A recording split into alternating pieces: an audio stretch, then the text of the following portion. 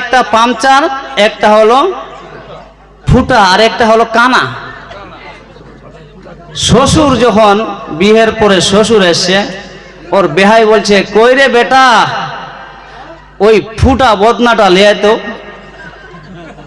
ফুটা বদনাটা লিয়ে তো উজু করার জন্য বেহাইকে দিতে হবে। বলছে না মশাই, ঠান্ডার দিন উজু টুজু করা লাগবে না। তবু ভাবছে আরে ফুটা বদনা, হ্যাঁ ভালো নয়, ফুটা চলবে না। ও তো আর জানে না নাম কি, বুঝতে পারছেন? হ্যাঁ, তারপরে বলছে আর এই জায়গায় থাকা যাবে না, আমাকে তাড়াতাড়ি বিদায় নিতে হবে। তারপরে বলছে চলে যাবেন বেহাই মশাই, থাকবেন না? বলছে না আর থাকবো না। বলছে একটু খাবার খান, একটু। বলছে যখন জিদ করছেন তো দেন তাহলে। কই রে বেটা কানা, একটু ভাত দিয়ে আসো। হ্যাঁ, কানা নিয়ে আসবে ভাত, চলবে না। বলছে না যা আমার হয়েছে বেআই মশাই, আমি এবার বাড়ি চললাম, আপনারা থাকেন, ভালো আছেন? বলে হ্যাঁ ভালো আছেন, আমি বাড়ি চললাম। ও ঠিক আছে, আমার ছেলে আপনাকে রেখে আসবে স্টানে। বলছে কই রে বেটা পাংচার, একটু সাইকেলটা নিয়ে আয়। বলছে হ্যাঁ এই সাইকেলে আমি যেতে পারবো না। বুঝতে পারছেন? আপনাদের দোষা এরকম, ভালো জিনিস শুনবেন না আপনারা। হ্যাঁ, শুধু কথা আর আলোচনা।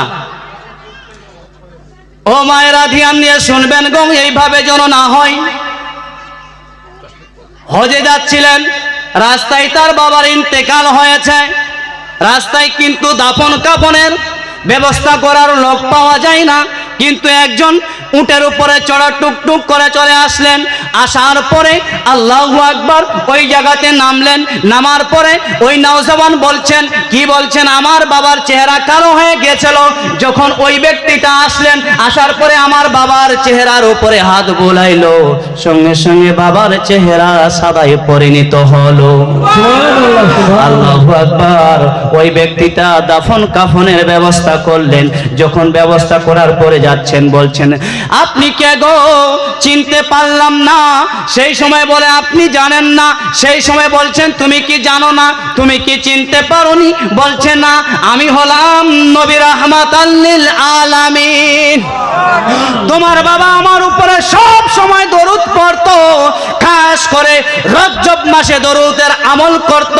আর যেই ব্যক্তি আমার উপরে দরুদ পাঠ করে, যেই ব্যক্তি আমার উপরে দরুদ পড়ে, আমি নবী রাহমাতাল লিল আলামিন দুনিয়াও তার মাদদ করি আর আখিরাতেও তার মাদদ করি।